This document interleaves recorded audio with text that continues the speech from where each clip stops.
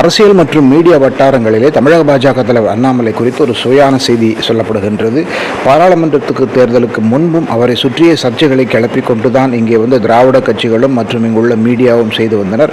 பாராளுமன்ற தேர்தலில் பாஜக படுதோல்வி அடைந்தது என்று பிரசாரம் செய்தும் அதே வேளையிலே இப்பொழுதும் கூட தொடர்ந்து தமிழக அரசியல் அண்ணாமலையை சுற்றித்தான் நடக்கிறது என்றும், அண்ணாமலை வெளிநாட்டுக்கு போவார், அண்ணாமலைக்கு பதிலாக யாரையாவது நியமிப்பார்கள் என்ற ரீதியிலேயே இங்கு அரசியல் பேசப்பட்டு வருவதாகவும், மீடியாக்களும் அதை மட்டுமே இங்கு அரசியல் செய்தியாகி மாறி மாறி அண்ணாமலையை தங்களுடைய வியூவர்ஷிப்புக்காக பயன்படுத்துகிறார்கள் என்றும் பலரும் சொல்லுகிறார்கள்.